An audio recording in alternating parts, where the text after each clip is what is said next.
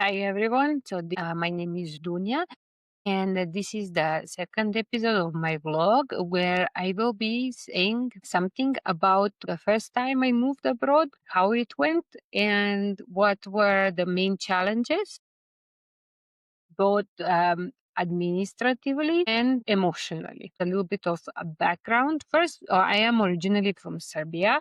Serbia is an European country, but we are not part of the EU. So for us, same rules applies as for any other country outside of the European Union. Sometime around early 2014, I actually decided quite firmly that I would like to go abroad, not for just a short period of time, but I would like to continue my career abroad. And for that reason, I started looking out for opportunities. And what I think it's very important for anybody who is thinking about moving abroad is that um, you need probably to decide first, especially if you are from one of these countries, that you need a visa, working permit, for moving to, for example, one European country, but this is not a universal rule. You should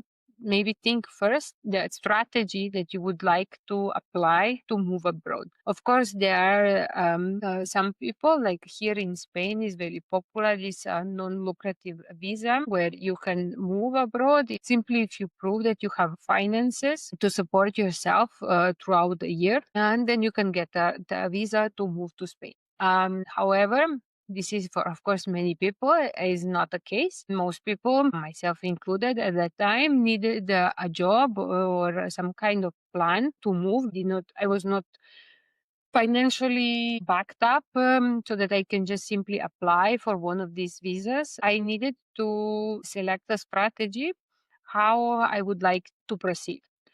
That meant, would I like, for example, to apply for a student visa to continue my education, or would I like to search for a job and move abroad to continue with my career? For those who don't know, I am a biologist. I finished my master's studies in biology in the end of 2012 in Serbia. And since then, I was looking for job, but also I was keeping all options open. I was working in Serbia in one of the public offices, but then this was not really working for me. One of the reasons was that I could not get a prolongation of that contract, but I also did not feel that this is something I would like to do for the rest of my career, because this was not really a position where I could advance and learn much from it.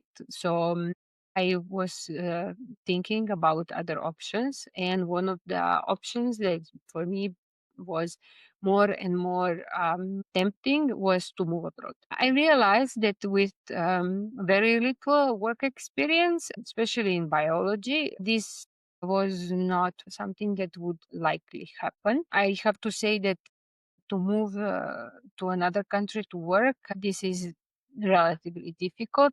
There are, of course, some very specific occupations that individual EU countries have a deficit, but for most of the people with most of um, professions, this is relatively difficult. So for that reason, I decided to move as a student. My strategy was to enroll on PhD studies in one of the EU countries, and this is where I focused most of my search. So basically, what I realized is that I needed a strategy. The first strategy was to decide what I wanted to do. The second strategy was to focus on specific countries. And to start applying. At some point, I also realized that this is not really working because, of course, the pool of potential students for PhD positions in EU countries is also quite big, because it's of course again easier to hire as a PhD student someone from one of the EU countries, and I also lacked quite a bit of practical experience. I have to say that at our faculty, faculty of biology in Belgrade, we did not do much of practical work. I didn't have any experience with being abroad before. So for that reason, it was a bit difficult to get also a PhD position. And then I realized, okay, if I cannot get a full PhD position, let me start with some scholarships and finding a lab where I can do an internship, at least for a couple of months, which can increase my chances in moving uh, and getting a PhD position. I had a luck that I found lab to do an internship relatively quickly. And I also found a potential scholarship that I could apply for. I started preparing the applications sometime around June 2014. I applied late August or September 2014, and then I went for this internship in November and December 2014. When I said I had a luck to find a lab, was because I was sending an email to at that time a postdoc who just finished her PhD and just starting as a postdoc in one of the labs in Austria. And these people usually have more time than senior researchers and professors, or at least this is my experience so far. So if they have a solid lab and position, they would be very happy to support you in your application. A disadvantage of this option is that these young postdocs, they don't have usually much funding to financially support your application, but they can support you in writing process and help you searching for a potential scholarship. And this is what happened to me. So once this scholarship was approved and I arrived to Austria, my time in this lab was very productive because I worked with her. We were both very motivated to get some results from this because I also needed at the end of this day to have some solid results that I can use to publish this work to prove to potential future supervisors that I actually can be very productive and that I already have some working experience. And after this stay, I suggested that we or I find a program, like a scholarship program for a full PhD, and I can apply for it. So I can come back to their lab and they can supervise my PhD. Of course, in parallel with that, as they could see that I was motivated to move and to work in their lab, they were happy to share with me any future possibilities in their lab. And um, I started application process. I started in early 2015, and fellowship that I eventually won. I applied for it in September 2016, and it was eventually approved in May 2017. Scholarship started in August 2017. So it was quite a bit of a process. In early 2017, they realized they could give me 20-hour contract on one of the projects. They had a funding only for 1 year, so I still had to either get this fellowship or we still had to find another funding option, like they had to win a project or something.